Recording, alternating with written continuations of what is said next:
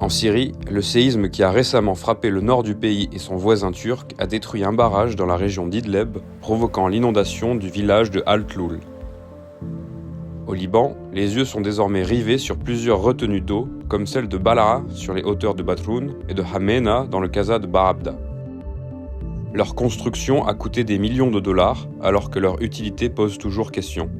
Et parce qu'ils sont situés en amont de villages, ces barrages pourraient représenter un risque pour la population. Ici, Beyrouth s'est rendu sur place, à Hamena, pour discuter avec l'hydrogéologue Samir Zaatiti du danger qu'il représente.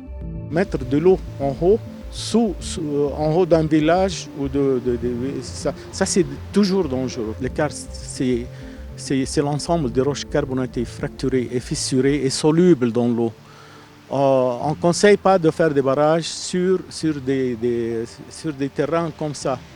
Mais comme le Liban, le karst, il occupe 70% de sa superficie. Tu vois, il regarde là où il trouve une petite gorge ou une petite rivière.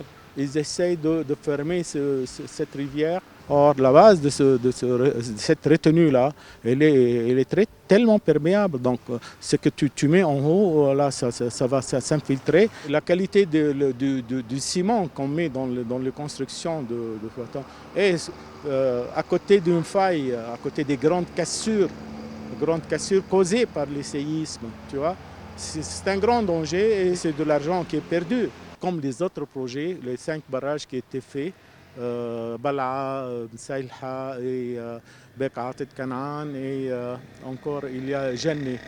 Bon, ce sont des barrages inutiles. À Bekaa Kanaan, il y avait toute une forêt de pins qui était complètement détruite pour faire le barrage. Et il y a tout un village en haut qui commence à glisser. Vu que la forêt de pins, enfin, ils ont empêché ces glissements de terrain, etc. Donc, il y a beaucoup de dégâts. Ces barrages, ils ont d'une façon piqué beaucoup d'argent et de l'autre façon, ils ont détruit beaucoup de la nature au Liban. Le Liban, il a une grande quantité d'eau, mais souterraine. Et l'eau de surface, elle est tellement polluée, alors à quoi ça sert de ramasser de l'eau de surface dans un petit barrage en béton ?